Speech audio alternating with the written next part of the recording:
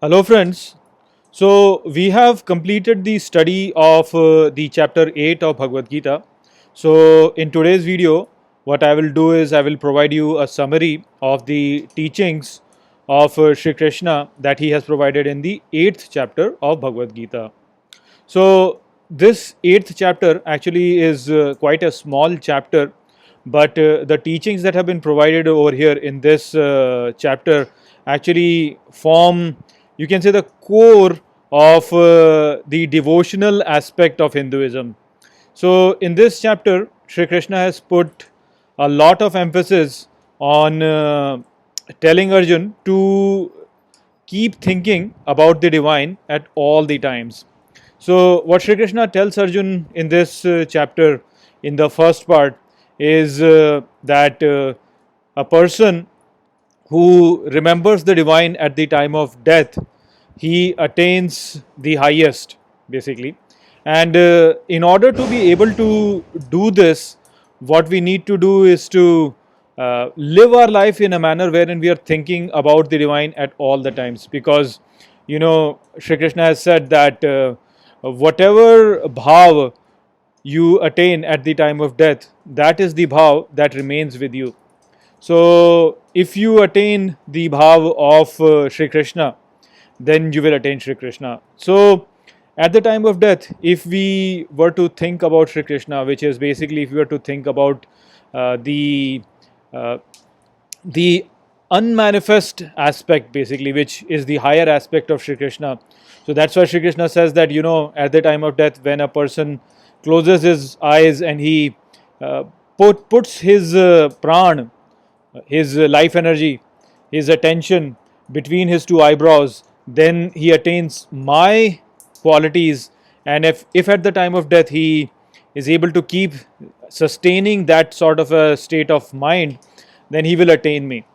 So, this is the kind of a state of mind that we have to attain all the time, basically, because death is something which is unexpected. It can come to us at any time, and it is a very chaotic experience. So, if a person is not really thinking about Sri Krishna all the time, then at the time of death he might get confused, or uh, he might have some sort of disorientation in his thinking. So, if that happens, then he will not be able to attain the bhav of Sri Krishna, and that way, then he will not be able to attain liberation. So, the way out of this problem is to basically keep thinking about him all the time, and that you can do when you see divinity everywhere in this universe. In all your activities, you see divinity. In all the actions that you perform, when you dedicate those actions to Sri Krishna, then you can stay in touch with him. And if you were to stay in touch with him at all times, then at the time of death, you will leave this world while thinking about him. And that way, then you can attain his nature, and so you can attain his supreme abode. So that is what Sri Krishna has put in very forcefully as an idea, and you can see that in all the bhajans that we see over here, we always hear the same thing, that keep us in your shelter, keep us with you, keep us with you. So that whole idea is basically to stay in touch with him at all times. If you can do that, then at the time of death you will still keep thinking about him, and so you will attain his nature. So, after that, Sri Krishna tells Arjun about the cyclical point of view of this universe. So, he tells Arjun that this universe goes through the cycle of creation and destruction. Creation is the process of manifesting, which can be pictured as a day of Brahma, while destruction is the process of unmanifesting, which can be thought of as the night of Brahma. And so this cycle actually keeps on going in all the beings in this universe, starting off from the very low beings to the level of Brahma. All of them actually are going through this cycle, and so they are subject to creation and destruction.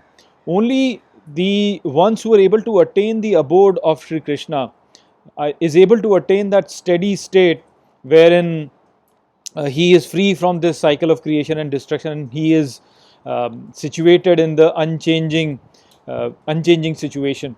So that is what everybody should aim at achieving, because when there are changes, then there will always be positives and negatives, and when there are positives and negatives, then of course people will have the rag and dvesh, which is attachment and aversion.